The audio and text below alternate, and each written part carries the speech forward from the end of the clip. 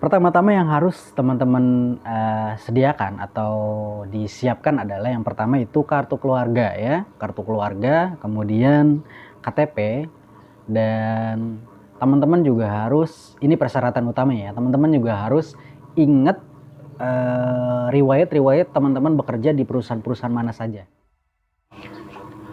Assalamualaikum warahmatullahi wabarakatuh. Sampai berjumpa kembali dengan saya ya. Sampai berjumpa atau selamat datang di channel saya ya, ini channel saya.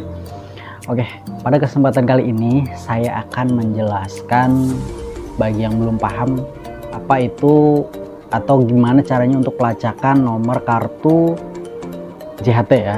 Saya akan kasih sedikit info bagaimana caranya untuk mendapatkan nomor kepesertaan JHT ya, yang dari perusahaan teman-teman yang tentunya perusahaan tersebut sudah valid, bangkrut, ataupun kita sudah tidak lagi di tempat yang kita bekerja dulu. Oke, seperti thumbnail di awal video ini atau di depan video ini, saya akan menjelaskan sedikit terlebih dahulu bagaimana untuk mendapatkan nomor tersebut ya.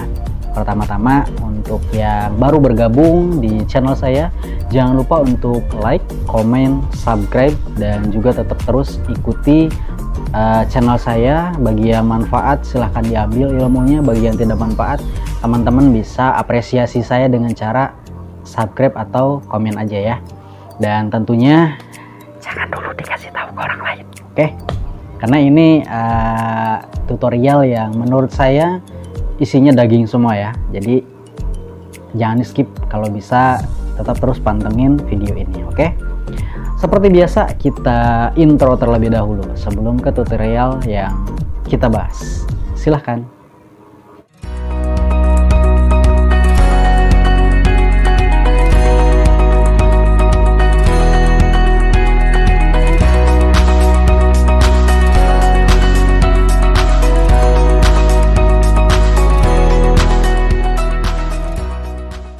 Oke, kita mulai serius ya teman-teman. Sekali lagi jangan dikasih tahu ke tetangga karena takutnya ada yang tersinggung atau gimana ya.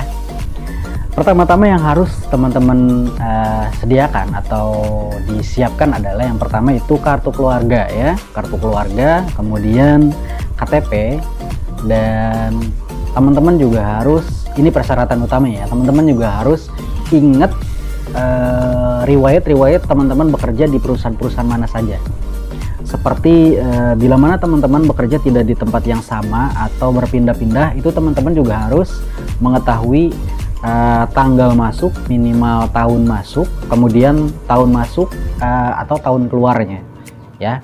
Jadi setiap perusahaan teman-teman bekerja itu lama bekerjanya berapa lama, kemudian di perusahaan apa namanya dan di bidang apa gitu. Soalnya ini untuk pertanyaan-pertanyaan sedetail sekecil apapun itu akan mempengaruhi nanti pas dialog dengan orangnya ya.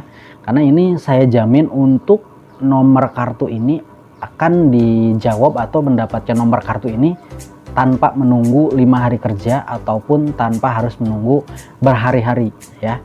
Di jam yang sama, di waktu yang sama, kalau teman-teman bisa jujur dengan pengalaman teman-teman yang bekerja di perusahaan mana aja, kemudian bisa teman-teman secara gamblang menjelaskannya, maka akan lebih cepat dan lebih gampang gitu ya. Oke, kita mulai tutorial seperti ini. Pertama-tama teman-teman bisa sediakan nomor handphone atau HP yang minimal ada pulsanya ya. Teman-teman bisa sediakan nomor handphone yang minimal ada pulsanya, kemudian teman-teman bisa hubungi call center di 175 ya, atau di 021175. Itu untuk kode penambahan kode untuk di provider masing-masing ya. Nah, kemudian teman-teman bisa ikuti instruksi yang sudah dibicarakan atau yang diarahkan oleh operator tersebut. Sampai dengan waktunya teman-teman bisa menekan angka yang diarahkan untuk berbicara langsung dengan customer service atau call center BPJS Ketenagakerjaan ya. Sudah seperti itu teman-teman bisa ikuti arahannya, dan kalau sudah terhubung usahakan dengan nama kita pribadi. Sesudah itu biasanya teman-teman akan disuruh menunggu kembali ya. Setelah menunggu kembali, kemudian teman-teman akan disambungkan dengan officer lain yang tentunya akan mengetahui trouble-trouble sebelum teman-teman sebutkan di awal ya. Jadi waktu pertama teman-teman mengangkat telepon atau diangkat oleh operator tersebut akan meminta teman-teman menyebutkan NIK. NIK tersebut sebagai dasar pengecekan data oleh car center ya. Kemudian data tersebut akan dialihkan ke officer yang lain. Nah, dengan officer kedua kita nanti bisa bicara langsung mengenai permohonan kita gitu ya. Yang pokoknya adalah meminta nomor kartu ya. Nanti di situ oleh officer kedua akan dipertanyakan atau akan ditanyakan hal-hal terkait dengan pekerjaan kita sebelumnya, entah itu kita bekerja di mana, kemudian lamanya bekerja di perusahaan tersebut berapa lama, kemudian setelah dari perusahaan tersebut pindah ke mana dan berapa lama di perusahaan tersebut. Intinya riwayat pekerjaan teman-teman yang ke belakang itu usahakan diingat ya, dari tanggal masuk, tahun masuk, tanggal keluar dan tahun keluar itu harus teman-teman hafalkan ya, karena saya yakin untuk riwayat pekerjaan seperti berikut itu adalah teman-teman udah pasti jelas sangat mengingat gitu. Oke. Kemudian selanjutnya nanti teman-teman akan diverifikasi melalui susunan anggota keluarga ya. Makanya saya kenapa sebutkan tadi di pertama untuk kakak, karena untuk kakak yang terbaru yang terupdate di Dukcapil per saat itu atau saat ini adalah, maka BPJS Jaminan Ketenagakerjaan itu mengambil data yang terupdate di Dukcapil saat ini.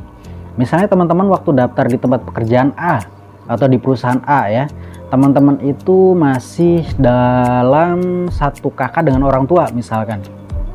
Kemudian dalam 1 tahun kemudian kita menikah dan sudah mempunyai kartu keluarga terbaru. Nah, biasanya BPJS Jaminan Ketenagakerjaan ini itu akan mengikuti dengan data Dukcapil yang terbaru gitu ya. Kecuali kalau ada kesalahan-kesalahan pencatatan nama di pihak HRD, itu harus kita koreksi data terlebih dahulu. Dan kalau ada koreksi data itu sudah pasti tidak akan dikasih nomor kartunya oleh pihak BPJS atau officer tersebut, karena memang pada dasarnya kalau misalnya kita harus koreksi data itu harus ke kantor cabang yang terdekat. Kembali lagi ke pembahasan awal, kalau kita sudah dengan perinci memberikan informasi yang kita berikan kepada officer tersebut atau call center kedua tersebut, maka dengan demikian kalau datanya sudah sinkron dan sama dengan yang dicek oleh officer atau call center kedua ini, maka di waktu yang sama teman-teman akan diberikan nomor kartu tersebut begitu. Karena validasi yang dipertanyakan oleh call center kedua ini dengan jawaban yang kita berikan kepada beliau atau kepada call center itu sudah sama atau sudah sinkron, maka dari pihak call center tersebut akan memberikan haknya kita kepada kita sendiri ya.